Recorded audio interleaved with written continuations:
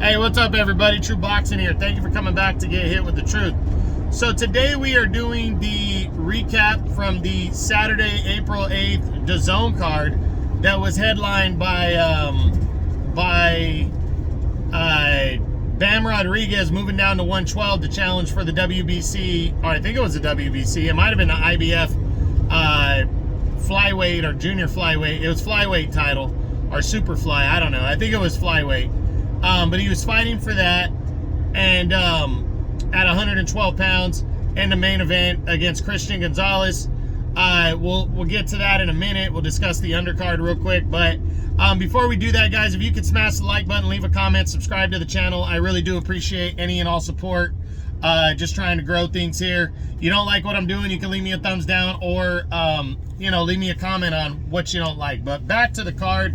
We start with the co-main, which was the bigger fight, and that's all, in my opinion, it was a bigger fight in terms of my top 10s, because you had Marajan Akhmadaliev, the reigning WBO IBF unified champion at 122, making a mandatory defense of his belts against Marlon Tapalis of the Philippines.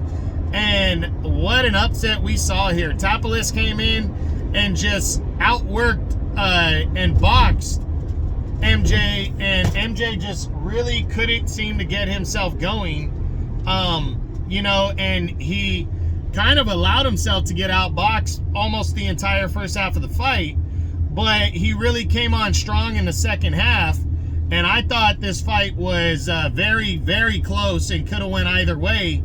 The 118-110 score that they gave to MJ over Tapalis was ridiculous. But I don't think it was a blowout either way. But I do believe that MJ did enough in the second half to potentially pull it out, especially if anybody believes that he won 1 or 2 rounds in the first half of the fight. Because I felt that he won probably at least 5 rounds in the second half. So, it was very close. I guess you can argue that it could have went either way. But, the judges came back with a split decision victory for Tapalis, who, even in the rounds I thought he lost for sure, he was still landing shots and in it. And you could tell he got rocked a couple times, but he stayed in there, and he kept boxing. He kept landing counter shots that was helping him out immensely. And it led to, him pulling off a huge upset. And now he's the unified champion at 122 pounds.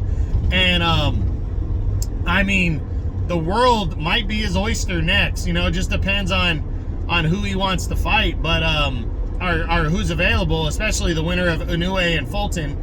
We'll get into that a little bit more on Tapalis's next what's next week. But MJ, tough loss. You could tell he wasn't himself that first half of the fight, and then he turned it on.